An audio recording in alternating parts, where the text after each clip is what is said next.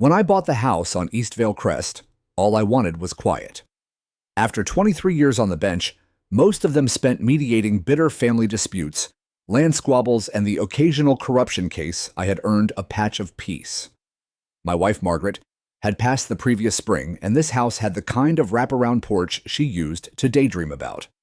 So I bought it. For her and for the silence that followed her absence. The neighborhood looked idyllic, tree-lined streets, well-kept lawns, golden retrievers, kids on scooters, couples walking with coffee mugs in hand.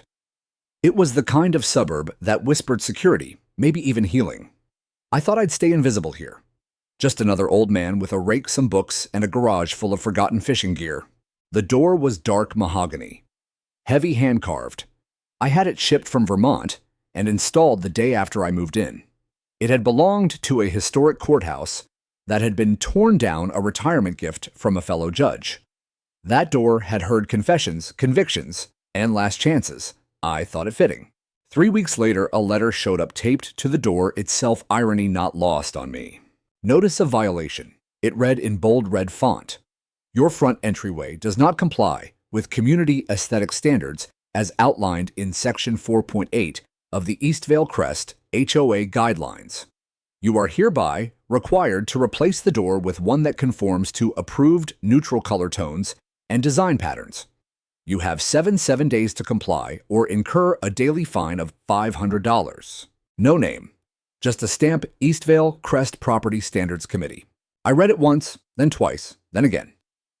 The document was printed on the kind of cheap legal pad paper that curls in humidity, but the tone was familiar, authoritative, unyielding. The kind of language I'd seen 1,000 times in poorly prepared motions meant to scare people who didn't know better. I folded the paper and set it down on my kitchen counter. Then I sat in my reading chair for the rest of the afternoon, staring out the window, not angry, just studying.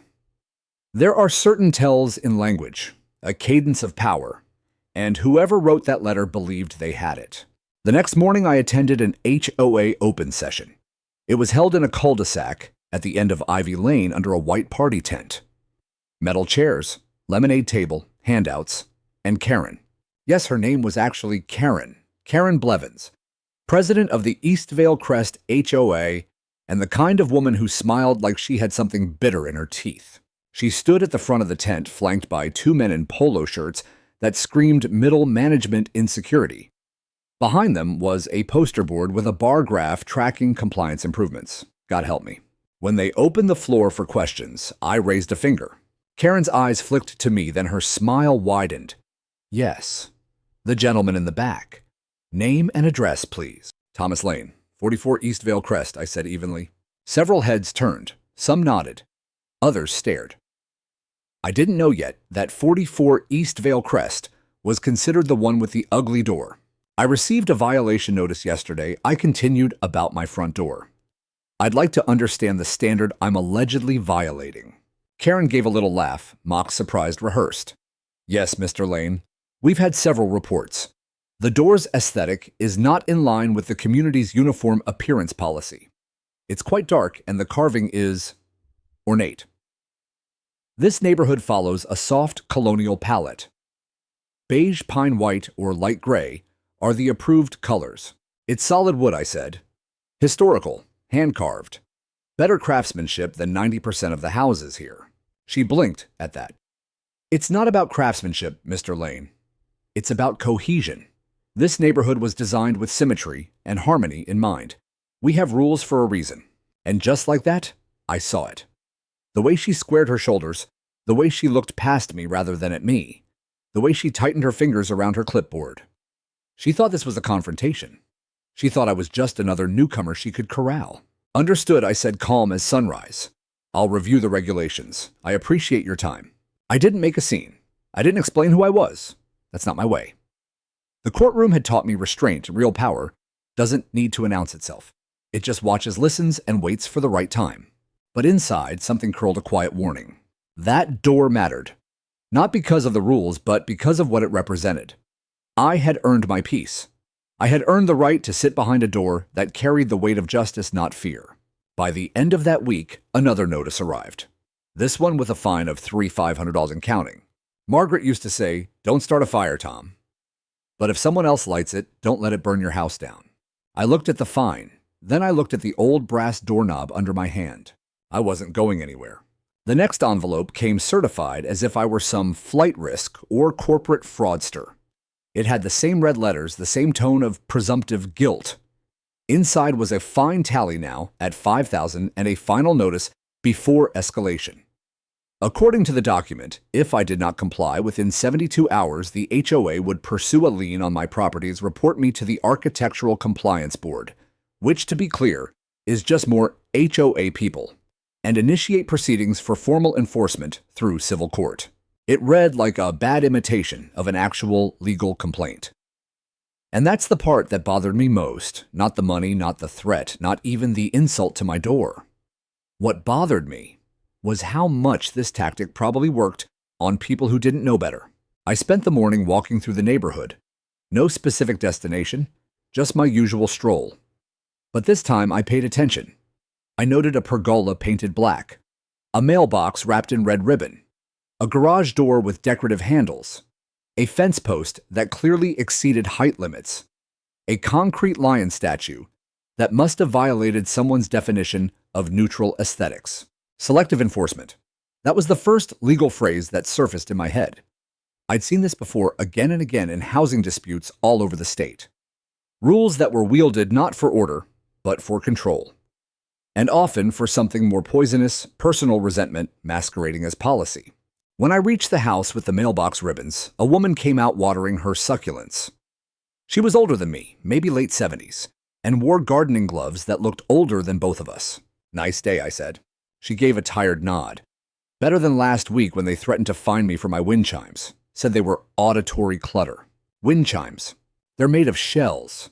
My granddaughter strung them for me after my husband died. HOA said I needed a permit to hang anything that makes noise.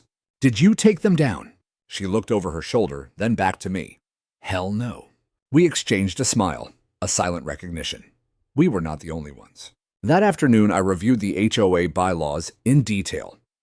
I had already scanned them once before I bought the property, of course, but now I read them the way I'd read a deposition. Slowly, thoroughly. With the knowledge that each clause, each vague phrase was a potential lever or a trap. Section 4.8. The clause about door compliance was worded like this. All modifications to a unit's exterior appearance must reflect the community's architectural harmony and be approved by the Architectural Committee. That was it. No specifics about colors, no list of banned materials, no language about what harmony actually meant. Just a subjective, undefined standard. Legally flimsy, practically abusive. But I wasn't ready to tip my hand yet, so I ignored the next notice, and the next. Each one escalated in tone. The fine stacked up $500 a day like clockwork. After 2 weeks, the total reached $12,000. Neighbors began to notice. Some stopped me on walks, whispering their own grievances. Others simply stared, unsure how to treat the man with the cursed door. One man younger with a Tesla and a constantly barking labradoodle approached me as I was sweeping the porch. "Just between us, I think your door's kind of badass," he said. "But they're serious, man." The bored Karen especially, she loves this kind of thing. It's like a game to her. A game. Yeah. There was a guy a couple years ago put up solar panels. She fought him for 9 months, said the glare violated community serenity. Ended up costing him $5,000 in mediation. And did he keep the panels? Nope. Took them down, moved a month later. I nodded. "Thanks for the warning." He hesitated. "You thinking of fighting it?" I met his eyes and said nothing. Because I wasn't just thinking of fighting it. I was building my case. 2 days later, I received an envelope from an outside law firm, Levine and Brome, LLP. Their logo was embossed in silver. A cease and desist letter formatted to look like it came from a superior court. But I could see the amateur fingerprints all over it, misused terms, procedural inaccuracies, vague statutory references, and most amusingly, a citation of a zoning ordinance from the wrong county. I knew the partner at that firm. I had ruled on one of his arbitration appeals 6 years ago. He was pompous and reckless in court, and clearly hadn't improved. The irony of him now threatening me with civil action over a door was almost laughable. Almost. But what made me clench my jaw wasn't the audacity. It was the realization that this letter had probably scared dozens of other residents into submission. The HOA was paying a professional bully to do their intimidating for them. And those residents, they likely folded not because they were wrong, but because they didn't know they were right. This wasn't just about me anymore. I called the number at the bottom of the letter and asked for the senior partner. A receptionist placed me on hold. 3 minutes later, a familiar voice came through. Levine speaking. This is Thomas Lane. A pause. I heard it the mental search the recollection. Then Judge Lane. I'm no longer sitting, Daniel. Retired last year. But I remember how carefully you argued the Simons mediation. Shame about the settlement. Another pause. I wasn't aware this matter involved you personally. I imagine not. But since you've chosen to initiate contact with threatening language, I must assume this will now escalate formally. Judge Lane, I assure you. I hung up. I let silence do the rest. By the time the HOA sent me their next notice, now citing refusal to cooperate, escalating defiance, and public undermining of community cohesion, I was already compiling everything. Photos, statements from neighbors, a log of all verbal and written communications, HOA meeting transcripts, public records of selective enforcement evidence of arbitrary policy use, and I wasn't compiling it for them. I was preparing it for someone who actually had jurisdiction. They thought they were applying pressure, but they were building my case for me. It's one thing to be threatened by an institution. It's another thing entirely when the institution doesn't know who you are. There's a kind of quiet absurdity in being underestimated that I had grown familiar with throughout my life, but rarely had I seen it wielded so proudly, so publicly, and so clumsily as East Vale Crest's HOA did it. I spent most of my career keeping egos from destroying lives.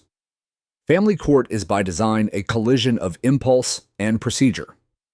I'd presided over custody battles that turned civilized people into snarling strangers, and every time the same rule applied, the one who talks the loudest is usually the one losing control. HOAs, I was learning, operated by that same truth. And Karen Blevins was shouting even when she didn't raise her voice. She showed up at my doorstep one crisp Wednesday morning, clipboard in hand, sunglasses on, and a man trailing behind her who looked vaguely like a small-town rent-a-cop. He wore a compliance inspector badge that looked homemade, and I caught him glancing nervously around my porch like I might lunge at them. Mr. Lane, Karen began, overly polite. We're here to follow up on your non-compliance regarding the front door issue. I stepped out slowly, mug of coffee in hand. Good morning. You've been notified multiple times, and the fines continue to accrue. As of today, they've exceeded $17,000. We're required to document that you've been made fully aware of the financial and legal consequences. Financial and legal, I echoed. That's a weighty pairing. She tilted her head in the way people do when they want to assert dominance. It is. Our bylaws permit us to pursue liens, and if necessary, compel payment through property seizure. This is not personal, Mr. Lane. It's about the integrity of our community.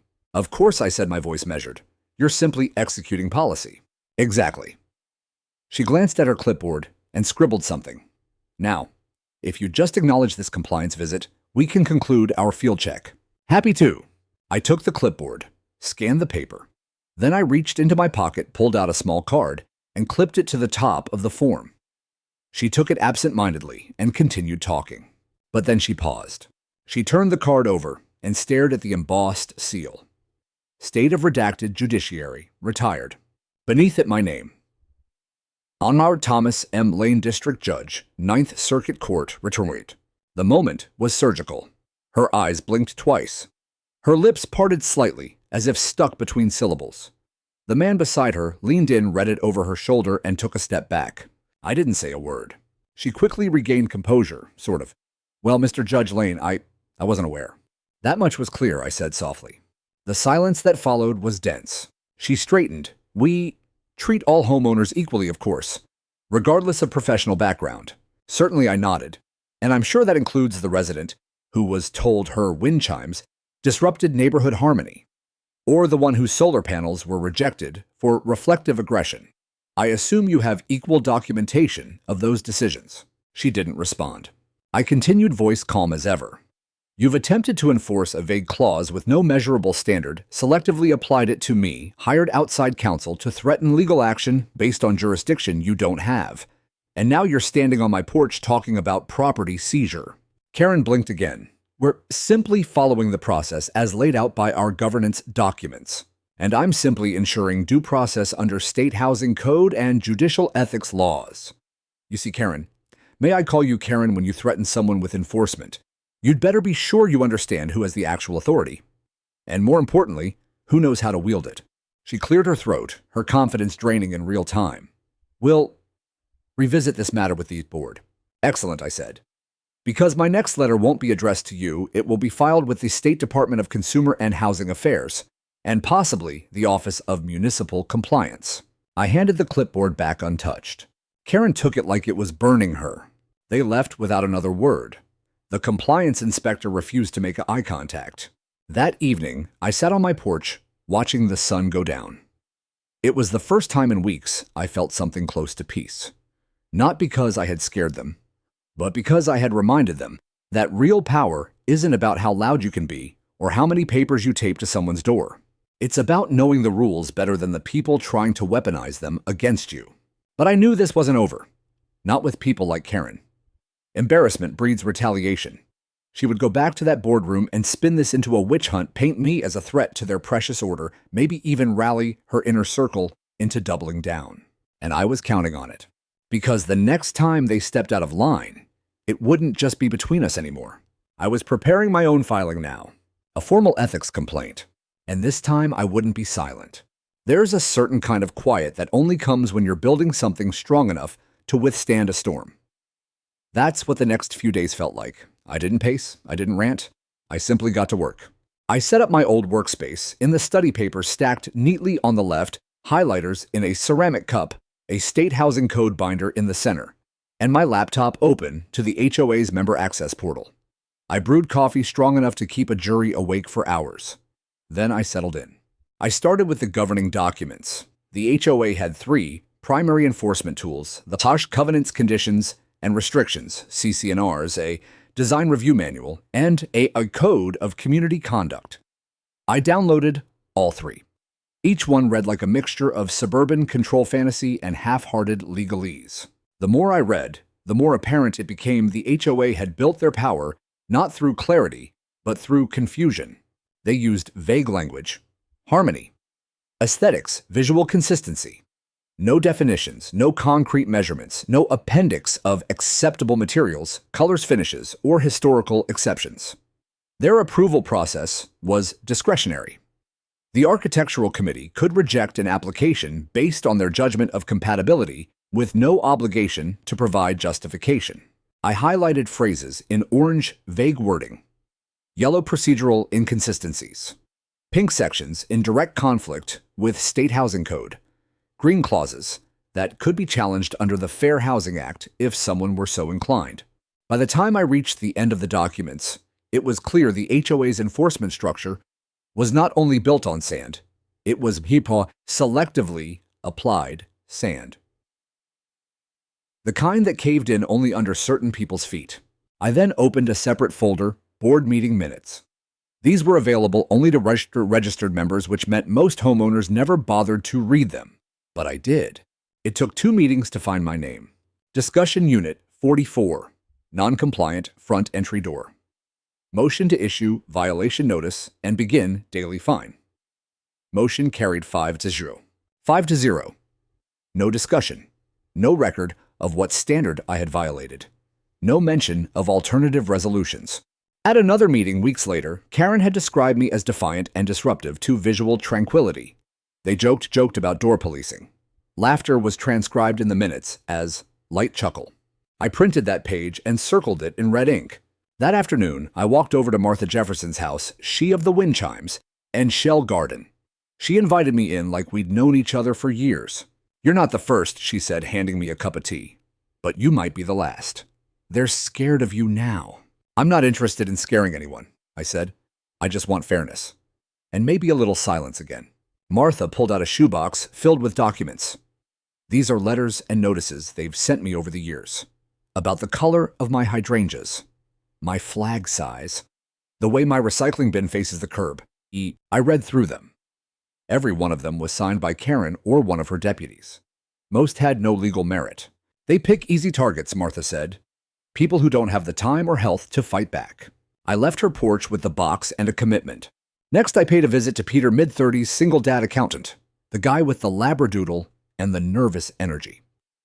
He'd been warned last year about the height of his privacy fence, even though his neighbor had an identical one.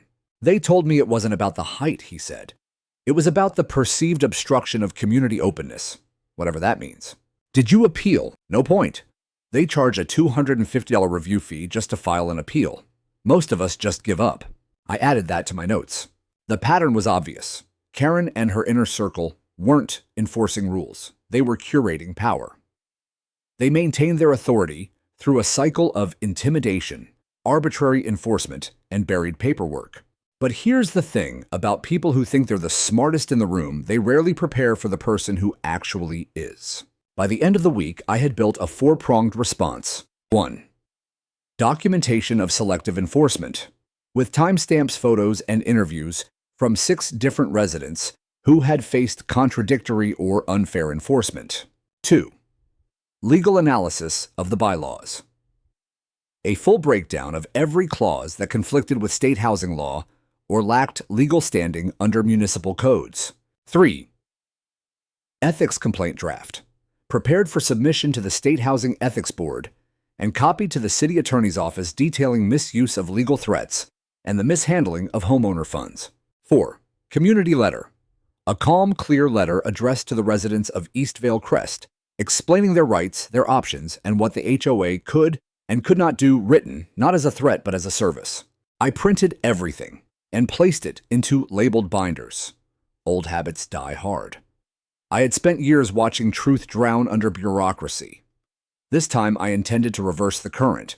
The last step was to set a date. HOA meetings were public, but no one ever attended except the board and a few board retirees. I planned to change that.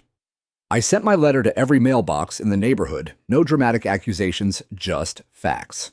The response was quiet at first, then surprising. By the following Monday, a dozen neighbors had emailed to thank me. Several copied me on their own letters of concern to the board. One older gentleman asked if I could help him get a refund for a landscaping fine from 2019. I told him I'd try. But the most unexpected note came from Rachel Lee, a former board member who had resigned 2 years ago. Her email was short. Judge Lane, they pushed me out when I objected to the door policy. Karen called it brand protection. I have copies of her emails. Let me know if you want them. Oh, I wanted them. I replied with my address and a thank you.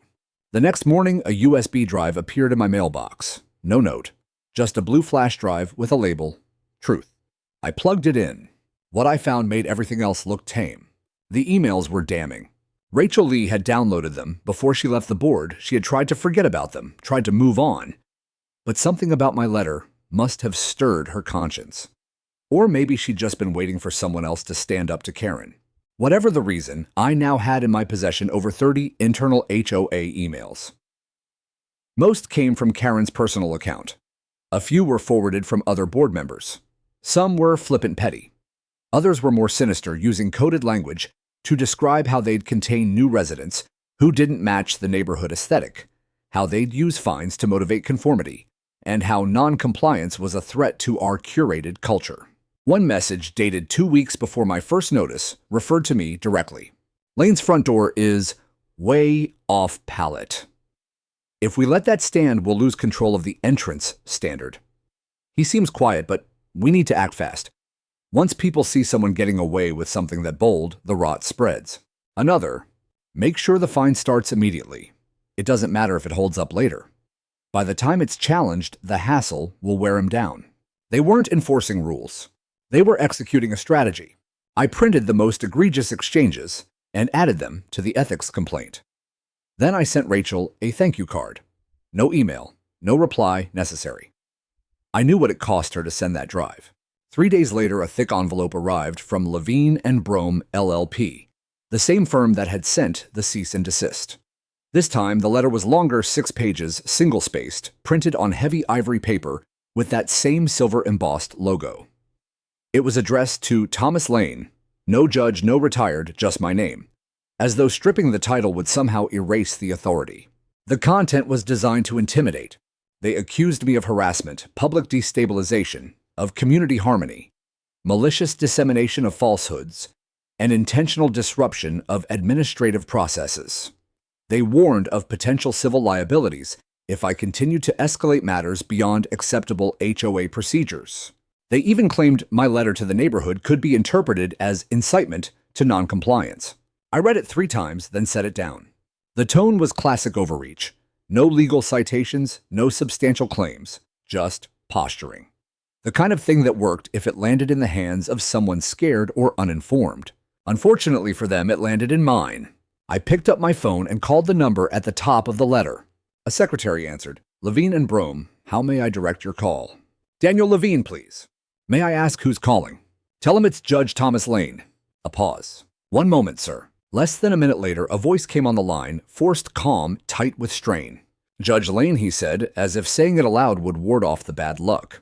Mr. Levine, I replied, cool and cordial. I received your letter. I had some thoughts. I'm happy to hear them. You've made several assertions here that fall somewhere between legally meaningless and ethically questionable. For instance, claiming my communication with fellow residents constitutes incitement. Was that your idea or Karen Blevins? We represent the HOA's collective interests, Judge. The language was based on concerns raised by the board. Concerns not backed by legal precedent or enforceable clauses, I noticed. I believe there's room to resolve this before things escalate further. I agree, I said. Here's what's going to happen. You're going to withdraw your letter in writing. You're going to notify your client that any further legal posturing will be referred to the State Bar for review. And you're going to ensure your firm is not used again as a bludgeon against residents acting within their legal rights. Silence. Otherwise, I continued, I'll be forced to add your correspondence to the official ethics complaint I'm preparing for the State Housing Commission. And for the record, I've already begun discussions with the City Zoning Department about Eastvale Crest's pattern of code inconsistencies. More silence. Then I understand. I doubt it, but you will. I hung up. No threats, no shouting, just facts delivered plainly, the way justice is supposed to be. That evening, a neighbor I hadn't met before Linda from Oak Hollow knocked on my door. She held a printed copy of my community letter in her hands, her eyes full of something between gratitude and disbelief. Is it true, she asked, about everything you wrote? Yes, I said. She looked past me at the door, the one at the center of all this. Then she stepped back and nodded. My husband and I, we've lived here 12 years. We've paid fines for everything from potted plants to driveway oil stains. We never fought back. We just assumed, well, that it wouldn't change. It will, I said, if we do it together. Word had spread. I could feel the tide turning not in grand gestures, but in small accumulating acts of resistance. Neighbors began repainting their shutters in colors not on the preferred palette. One woman parked her vintage trailer in the driveway all weekend. Someone installed a small water feature in their front yard, complete with tiny koi, and no one was taking them down. The HOA sent a mass email reiterating the rules. No names, no threats, just a reminder. But it read like a warning without teeth. People were no longer afraid. That's when Karen made her next move. She called a special meeting of the HOA board closed session, no public input. But she made one mistake. She posted the notice without redacting the agenda and item 5 on the list. Motion to authorize lien against Unit 44 for outstanding fines. They were going to try it anyway. Even after the emails, the ethics complaint, the backlash from neighbors, they were going to go after me with everything they had left. That was fine, because I was done gathering evidence. It was time to file. It was a strange thing walking into the State Department of Consumer and Housing Affairs, not as a judge, but as a petitioner. I'd testified here before, even led continuing education sessions on HOA governance and homeowner rights. But that morning, I entered as someone who had been targeted, fined, harassed, and defamed all over a door. I wore my navy blue jacket, no tie, clean shave, nothing dramatic, just the look of a man who knew how systems work and what happens when they break. At the counter, the clerk recognized me, Judge Lane. Just Tom today, I said with a smile. I'm here to file a formal ethics complaint against the Eastvale Crest Homeowners Association and its legal representation." Her eyes widened. "You're serious?" "As a myocardial infarction." She grinned despite herself, took the folder, and began scanning the pages. "You brought everything." "I always do." I submitted a 64-page document, complete with exhibits, photographs, sworn statements, and digital evidence, including the internal emails Rachel Lee had sent me, the selectively enforced citations, and the letter from Levine and Brome. I'd also attached scanned copies of the HOA's bylaws, annotated with inconsistencies, contradictions, and questionable clauses. The complaint cited violations of 3 specific state housing statutes. Section 12.142. Abuse of discretionary enforcement powers by governing boards. Section 10502. Use of legal threats without due cause. Section 21.331.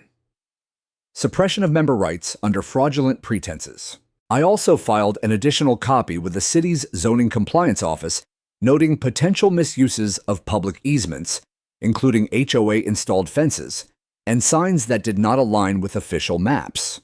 The clerk handed me a stamped confirmation. "They'll be notified within 10 business days. You'll receive a follow-up within 30. Appreciate it." As I walked out, the sun hit just right across the marble lobby floor, and for a second, I felt a weight leave my shoulders, not because the fight was over, but because the burden had shifted. Now it was in the hands of something larger than me. But I wasn't finished. Back home, I began preparing for the HOA's special meeting.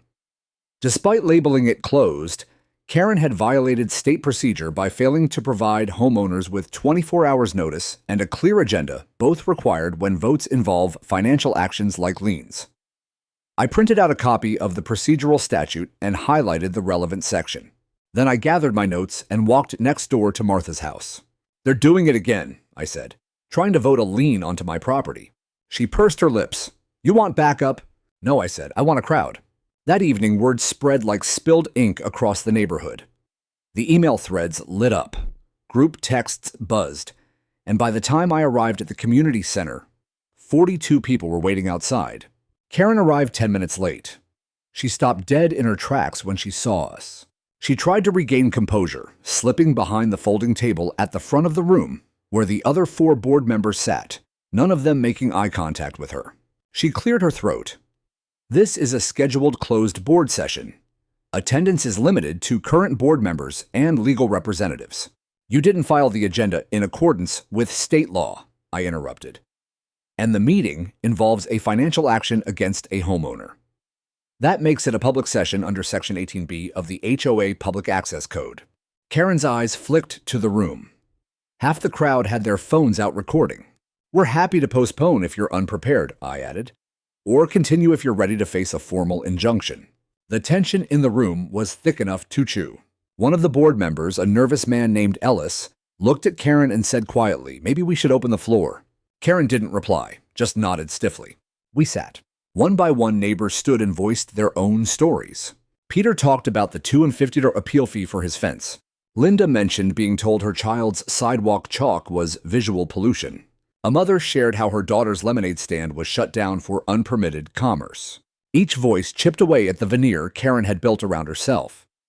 Not an administrator, not a guardian of community values, just another bully with a title and too much time on her hands. When my turn came, I walked to the front. I didn't raise my voice. I didn't wave papers or play to the crowd.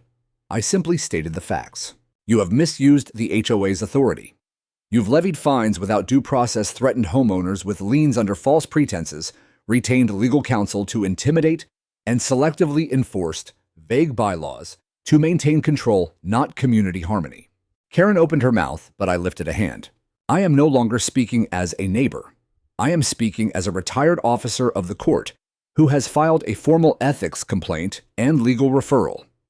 Any further action from this board targeting me, or any resident without reviewable cause, will be met with judicial scrutiny. Then I stepped back. Silence followed. Ellis cleared his throat and read into the record motion to withdraw lien proposal for Unit 44 and suspend enforcement actions pending legal review. The vote passed unanimously. Karen didn't vote. She just sat there, hands folded tight, a twitch in her left eyelid that told me she knew she had lost control. After the meeting, I didn't linger. People clapped me on the shoulder. A few hugged me. I appreciated it, but I didn't come for applause. I came to make sure no one else in that room would ever receive a red letter notice and feel alone again. Later that night, as I sat back in my reading chair, the same chair where this all started, I opened a manila envelope that had arrived by courier. Inside was a letter from the State Housing Ethics Board. And your complaint has been accepted for investigation. Multiple homeowners have since submitted corroborating statements. Your cooperation moving forward is requested and appreciated. We will notify you of next steps within 21 days. The case had become official. Karen had lit the match. Now she'd learned what it felt like when a fire answered back. 21 days passed quickly when you knew exactly what was coming. While the State Housing Ethics Board conducted their preliminary investigation, I stayed busy. Residents continued to reach out, more of them now, emboldened by the hearing and the rising pressure on the HOA. I had to buy a second binder just to hold all the statements, copies of violation notices, canceled checks for non-compliance fees, and records of denied architectural requests that clearly showed bias or contradiction. It was no longer just about my door. It was about every inch of ground the HOA had claimed over the years through manipulation, coercion, and carefully crafted silence. Then one morning, it arrived in a certified envelope with a blue seal I recognized instantly. Notice of formal hearing. In recomplaint against Eastvale Crest Homeowners Association. Location Regional Ethics Tribunal District 9, date May 11th. Time 9:00 a.m. The complainant, Honorable Thomas Lainrett, is hereby scheduled to testify in person. Respondents are required to appear. I stared at the letter for a long moment. Then I folded it, once placed it in a folder marked Hearing, and made a single call to a friend of mine, Mary Ann, who still served as an assistant city attorney. Tom, she said warmly, was wondering when I'd hear from you. I'll be testifying at an ethics hearing against a local HOA. I may need city records, easement, approval, zoning overlays, some prior public complaints if they exist. I remember Eastvale Crest, she said. They've been on the radar. That confirmed it. I gave her a list, thanked her, and spent the next week preparing like I was stepping into trial again. The hearing room wasn't grand, no marble walls or mahogany benches, just a municipal building with gray walls and a plain dais where 3 commissioners sat. But the air was electric with consequence. I arrived early, so did Karen. She wore a cream pantsuit and a forced smile, surrounded by 2 board members and a legal representative I didn't recognize, definitely not Levine, though I had no doubt he'd advised them before bailing. This lawyer was younger, quieter, probably the damage control type. As the room filled, I noticed Martha in the back row. Peter too. Linda with her husband. Rachel Lee, bless her, even showed up and took a seat near the front. The room wasn't packed, but it was witnessed, and that mattered more than anything. The presiding commissioner, a no-nonsense woman named Ortega, opened the proceedings with practiced efficiency. We are here today to review a formal complaint filed against the Eastvale Crest Homeowners Association regarding alleged abuses of power, selective enforcement, and procedural misconduct. The complainant will begin with an opening statement. I stood, walked slowly to the podium, and then I told them everything. I spoke clearly, carefully, not theatrically, not emotionally, just truthfully. I described the notice on my door, the stacking fines, the legal threats. I walked them through the emails Rachel had sent me, highlighting the language that spoke of containment and strategic deterrence. I referenced City Code's state housing laws and judicial precedents that made it clear this wasn't just bad policy, it was bad faith. I submitted evidence of at least 9 cases of selective enforcement. I included audio recordings from board meetings, public statements, and the unaudited budget showing thousands spent on legal fees that never resulted in court proceedings, just threats. And then I paused, because I wanted the next part to land. I did not come to Eastvale Crest to make trouble. I bought a home because I lost the person I loved and I needed a place to breathe again. What I found was a system designed not to protect residents, but to suppress them. It is the kind of quiet tyranny that survives by assuming people will stay afraid. I'm here today to remind you and them That fear only works until someone refuses to bow. I sat down. Karen's attorney rose face tight and began a haphazard defense. They claimed the board acted in accordance with community expectations, that I had incited noncompliance and weaponized legal knowledge to destabilize the neighborhood. The commissioners weren't impressed. Commissioner Ortega raised a hand. Counselor, we've reviewed the submitted documentation. We've seen the correspondence, the fines, and the internal messages. Do you contest the authenticity of the evidence? The attorney floundered. We do not dispute the document's origin. Then let's move to witness statements. Martha went first. She described how her wind chimes had become a tool of grief after her husband passed and how the HOA turned that small comfort into a target. Her voice cracked, but her words rang like steel. Peter followed, holding up the faded violation notice he'd kept on his refrigerator since the day he received it. They told me my fence was the wrong height, he said. But my neighbors is the same. They just didn't like me pushing back. One by one, neighbors stepped up. Stories spilled like water from a cracked dam. Years of silenced frustration suddenly legitimized in the air of that room. They weren't shouting. They were testifying. By the end of it, Karen looked smaller than I'd ever seen her. Not humiliated, but undone. Her authority fraying at the edges in real time. Her lawyer sat motionless, no longer trying to salvage the defense. When all voices had been heard, the commissioners adjourned for deliberation. It took 40 minutes. When they returned, Ortega delivered the decision without flourish. The commission finds sufficient evidence that the Eastvale Crest Homeowners Association engaged in systemic abuse of authority, employed selective enforcement for punitive purposes, and used unlawful intimidation tactics. Effective immediately, all fines issued against Mr. Thomas Lane are to be rescinded. Furthermore, the HOA is required to submit to an independent audit of its enforcement practices and financial expenditures over the past 5 years. Failure to comply may result in civil penalties and further legal consequences. Silence. Then applause. Quiet but powerful. As I stood to leave, Ortega added, Mr. Lane, thank you. Not only for your testimony, but for standing when others could not. I nodded once. That was enough. Outside the building, the air felt clearer. Rachel caught up to me on the steps. So what now? Now, I said. Now we finish what we started. Because there was still one more reckoning to come. A week after the hearing, a notice was circulated to all Eastvale Crest homeowners. The HOA would be holding an emergency meeting to address recent findings and community concerns.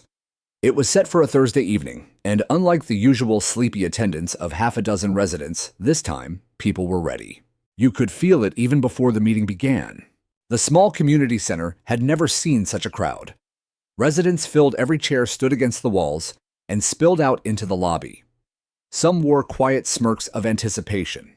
Others brought folders, notepads, copies of HOA letters they'd saved for years. You could feel it building. A reckoning, not just with Karen, but with a system that had gone unchecked for too long. I arrived just before 6 and took my usual place in the back where I could watch the whole room. No robe, no title. Just a man with folded arms and a worn notebook resting on his lap. Karen entered last. She looked hollowed out, still trying to project authority, lipstick, sharp blazer pressed, but the set of her jaw gave her away. She knew. At the front table sat the remaining 4 board members. Ellis, who had quietly voted against her in the past. Teresa, the treasurer, who now visibly recoiled at being associated with the whole mess. And 2 others I didn't know well, but whose faces told the same story they were tired of covering for her. Karen tapped the mic, cleared her throat. Good evening, everyone. Thank you for coming on such short notice. As you are all aware, recent events involving a complaint filed by one of our residents have prompted a formal hearing and decision by the State Housing Ethics Board. She paused as murmurs swirled, which concluded that our board has acted inappropriately in some areas of enforcement. We acknowledge their findings and are in the process of complying with their mandates, including the independent audit. Some areas I nearly scoffed out loud. She tried to continue, but the crowd had had enough of euphemisms. Call it what it is, someone from the front row said. Peter, his voice loud and calm. You abused your power. Karen froze for a second. I'm happy to open the floor for comments, she said stiffly, but please. But they didn't wait.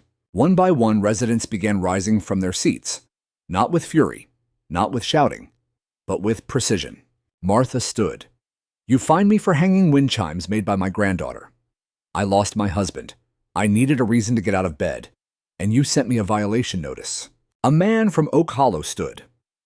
I was fined for having my recycling bin turned the wrong way. That's not aesthetic harmony. That's harassment. Linda raised her hand, then didn't wait for permission. My autistic son drew chalk flowers on the sidewalk. You threatened us with legal action for defacing community property. You have no idea what that did to him or to me. Each statement struck deeper than the last. And then it wasn't just complaints, it was questions. What did you spend our dues on? Why did the HOA retain a law firm without a vote? Why did enforcement only seem to fall on certain households? Karen tried to answer, but each time she opened her mouth, another resident stood up. Another voice spoke louder, clearer, until finally someone said it outright. We're calling for your resignation. The room erupted not in chaos, but in overwhelming unified support. Applause, cheers, nods of agreement. Karen gripped the edge of the table. Her lawyer seated beside her leaned over and whispered something. She shook her head. Then slowly she rose. If that is the will of the majority, she said tightly, I will tender my resignation effective immediately. And just like that, she sat down. It was over. Not with a dramatic exit. Not with a gavel bang. But with a sigh and the quiet realization that the power she had clung to no longer belonged to her. Ellis stood next, his voice uncertain at first, but growing steadier. We will initiate an interim board election in accordance with our bylaws. In the meantime, all fines issued in the last 18 months are suspended pending the audit. We will also begin rewriting our enforcement procedures to include resident oversight and require transparency for all expenditures and legal actions. And then, as if on cue, he turned toward me. Judge Lane, he said, addressing me directly. Would you be willing to assist us in that process? Help us draft something better. The room turned with him. I could feel 100 eyes settle on me. Waiting, hoping. I stood. I didn't come here to lead anything I said, but I'll help. Not for the board. For the people who live here. Applause again, this time louder. Sincere, not for punishment. For the beginning of repair. Afterward, I walked out into the evening air and stood on the sidewalk for a moment, letting it all settle. Rachel approached me quietly. You did it, she said.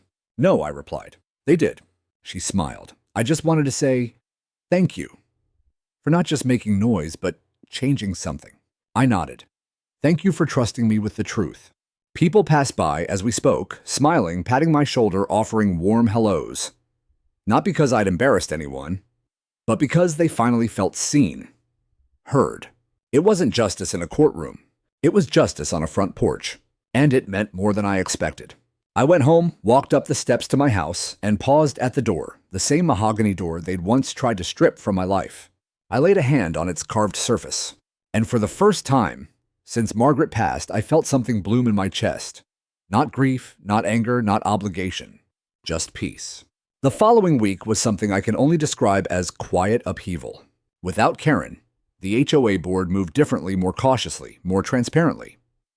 They knew they were being watched now, not just by the community, but by city regulators and the State Housing Ethics Board, which had begun the audit with a quiet thoroughness that was frankly beautiful to behold. Each homeowner who had been fined over the last 2 years received a letter stating their penalties were under review. Some of them were stunned. A few cried. One elderly man came to my door with trembling hands, holding a notice he thought would never be lifted. They fined me $900 for painting my shutters blue, he said.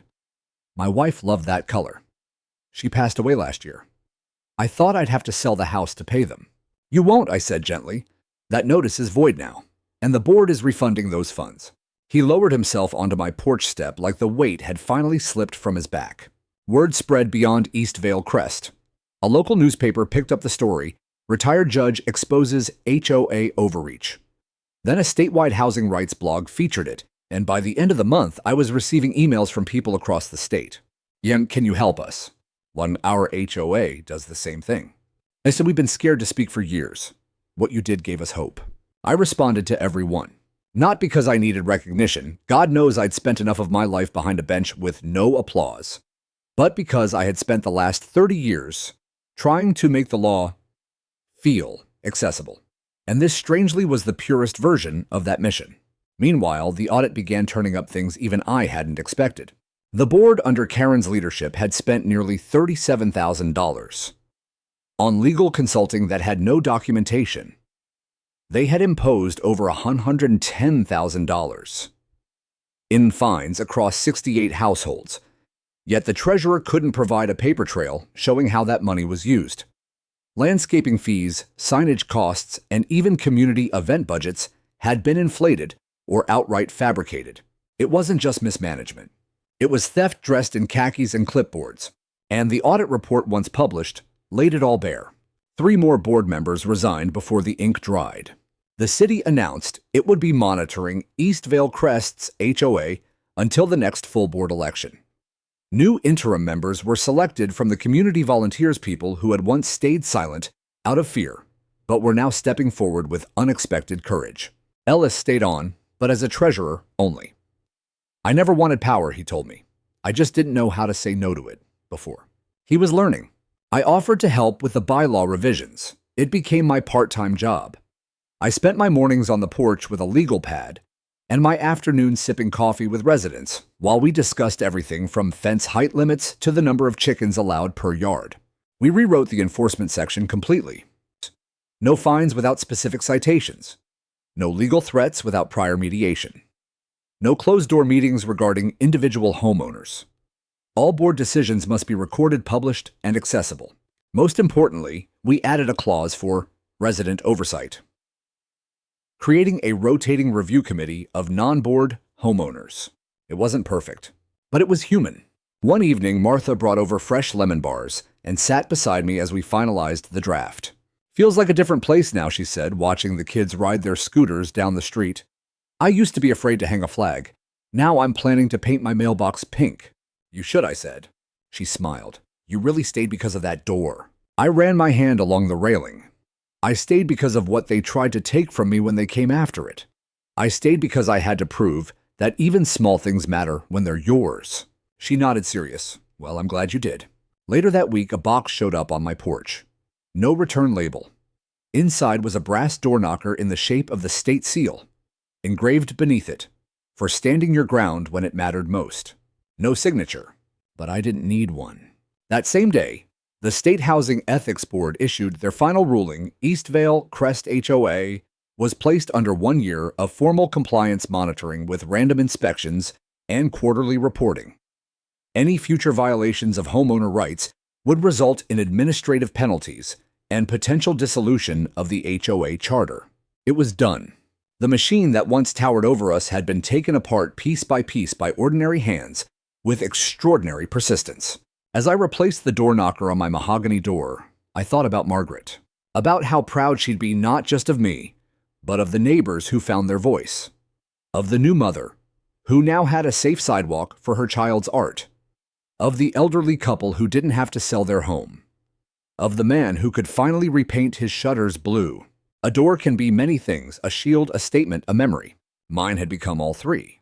It rained the morning they took down the old HOA sign.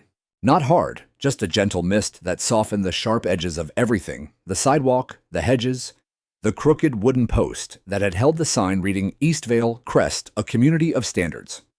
A group of volunteers stood under umbrellas as the cracked emblem was pried loose and lowered. No ceremony, no speeches, just quiet closure. I watched from my porch, coffee in hand, while Ellis, now acting president, until elections tucked the broken sign into the back of his pickup. Someone would recycle it, or maybe burn it ceremonially in a barbecue pit. Either way, it no longer held power. That week marked exactly 6 months since the first violation notice had been taped to my front door. It felt longer, like I'd aged and shed a skin at the same time. I hadn't expected any of it to unfold the way it did.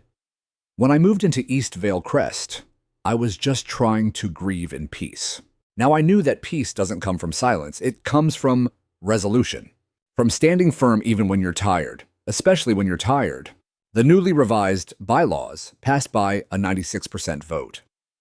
The neighborhood chose 5 new board members in a surprisingly joyful election, with lawn chairs and lemonade and even a neighbor's teenage son playing acoustic guitar under a pop-up tent. For the first time, the ballot included a promise of fairness, not just governance. I turned down a spot on the new board. They offered it, insisted really, but I declined. "I'm not here to rule," I said. "I'm here to rest." Still, they kept asking me for advice, and I gave it gladly. From the comfort of my porch, no robe, no gavel, just the same worn chair, the same porch light Margaret once chose from a catalog. Sometimes that was enough. One Saturday morning, Peter showed up with his son. They had a question about setting up a community garden near the drainage basin. Martha came by with color swatches for her mailbox. Linda emailed asking if it was okay to keep a tiny book-sharing station near the sidewalk. I told them all the same thing. "Odd, if it makes this place feel more like home, do it." Then, one morning, as the sun broke across the rooftops in long, sleepy rays, I heard a tap on my door, not a knock, but a light tap, like fingertips brushing history. It was Rachel. In her hands was a folded cloth. She unwrapped it like it was fragile. A gift. A door plaque, made of burnished brass, beautifully simple, engraved with a phrase I didn't recognize at first. It read, "He held the line." I looked up at her. She shrugged, smiling through misty eyes. "It's what we say now. When someone refuses to bend. When someone reminds the rest of us that rules don't mean anything if they aren't fair." I took the plaque, gently feeling the weight of it. "I'm not a hero," I said. "You don't have to be," she replied. "You were enough." She left before I could say anything more. I stood there on my porch for a long time, fingers tracing the lettering. Then I walked back inside, reached for my toolbox, and installed the plaque just beneath the doorknob. Margaret would have loved it. The door stayed exactly as it was, solid, mahogany, hand-carved, unapologetic. No one questioned it anymore. In fact, people began stopping by just to admire it. It became something of a symbol. A quiet protest turned proud feature. Children in the neighborhood started calling it the judge's door. I didn't correct them. It was easier than explaining that it didn't stand for judgment. It stood for boundaries. For our dignity, horror. For the idea that you could live somewhere without surrendering your self-respect. The house changed too. Not the bones, but the atmosphere. Neighbors waved more often, walked slower past each other, helped carry groceries, shared leftover bread, turned fences into benches. One evening, someone strung soft lights between the trees in the park and hosted an impromptu movie night. No one asked permission. No one was fined. It was no longer just a neighborhood. It was a community. And I finally felt like I belonged. Not because I fought for control, but because I stood up when control turned into something darker. And because I stayed. People ask me sometimes if I regret it, the fight, the time, the spotlight I never wanted. They wonder if I'd do it again. I don't have to think long. Yes. Not because I enjoy conflict. Not because I wanted to win. But because someone had to remind them that laws are meant to serve people, not crush them. That power only has meaning when it's accountable. And that even a door, if you defend it with enough truth, can open something much bigger. I sit here now with a cup of black coffee, my porch bathed in the light of a gentle spring afternoon. The wind rustles the wind chimes that Martha gave me a gift for the quiet warrior. Kids ride past on scooters. Birds nest in the gutters. The world moves on. And the door, my door, stands tall, unpainted, unapologetic, unmoved.